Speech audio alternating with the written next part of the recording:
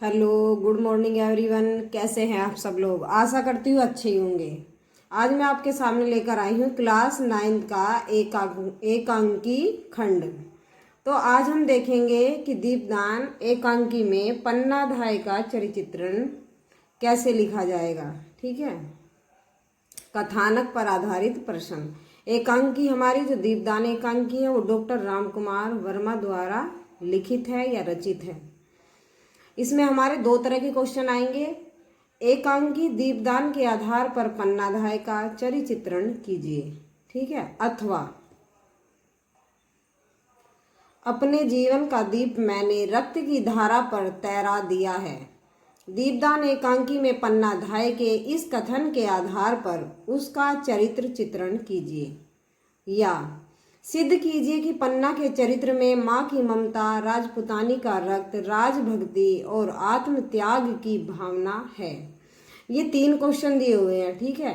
इनमें से अगर कोई भी आपके एग्जाम में आ जाता है तो आपके इन तीनों क्वेश्चनों का आंसर एक ही होगा। ठीक है।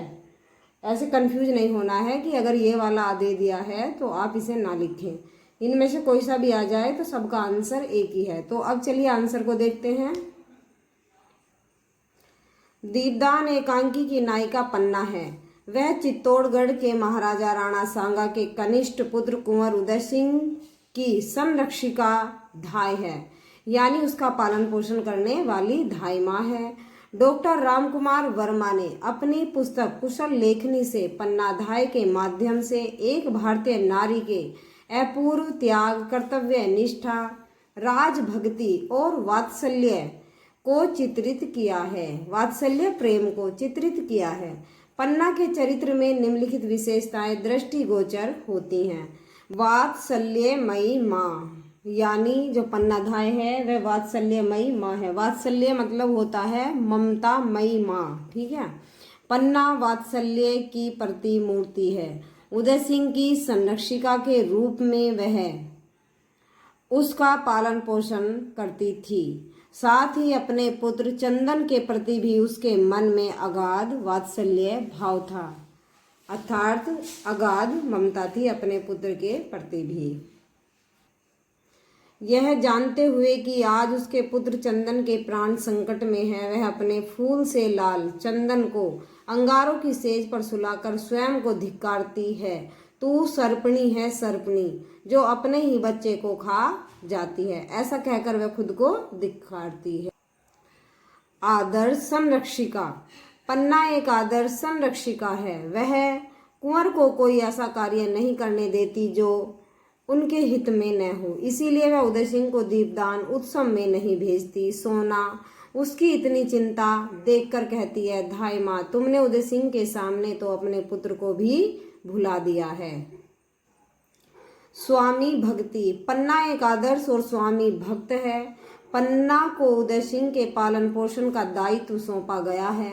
वह अंत तक इसे अपना पुनीत कर्तव्य समझकर पालन करती है।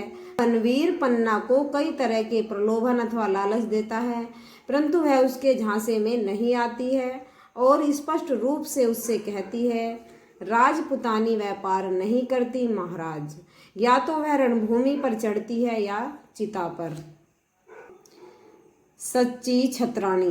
पन्ना एक सच्ची छतरानी है जिसमें असीम साहस, अपूर्व त्याग और वीरता के गुण हैं। कर्तव्य परायण। पन्ना अपने कर्तव्यों के लिए पूरी तरह सजग है, जागरूक है। वह उदय सिंह का निर्माण भावी शासक के रूप में कर रही है। दूरदर्शिनी। पन्ना अत्यंत दूरदर्शी है। जैसे ही उसे बनवीर द्वारा आयोजित दीपदान उत्सव के विषय में पता चलता है, वह तुरंत उसकी चाल को भाप जाती है और उदय सिंह की सुरक्षा करती है।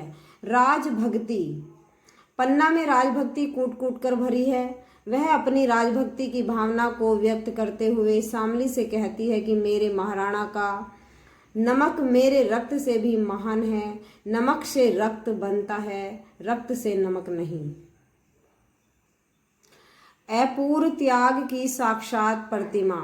पन्ना चित्तौड़ के सूर्य उदय सिंह की सुरक्षा के लिए अपने नन्हे से लाल चंदन को कुंवर की सैया पर हत्यारे बनवीर की तलवार के नीचे सुला देती है और कहती है, मैंने अपने जीवन के दीप पुत्र की रक्त की धारा पर तैरा दिया है, क्या कोई ऐसा दीप दान कर सकता है। इस प्रकार एकांकीकार ने पन्नाधाय के चरित्र की विशेषताओं को अत्यंत कुशलता के साथ चित्रित किया है, जिससे उसका प्रत्येक गुण आलोकित हो उठा है। यहाँ आपकी ये एकांकी की क्वेश्चन खत्म हो जाता है। आई होप आपकी समझ में आ गया होगा। और ये ऐसा क्वेश्चन है, अगर आप इसे 2 से 3 बार सुन भी लेंगे तो तब भी आप इसे लिख सकते हैं। Thanks for watching. वीडियो अच्छी लगे तो लाइक करना, शेयर करना और कमेंट करके जरूर बताना। वीडियो पे नए हो तो चैनल को सब्सक्राइब जरूर कर लेना, जिससे कि आपको सभी वीडियो का नोटिफिकेशन मिलता रहे। Thank you so much.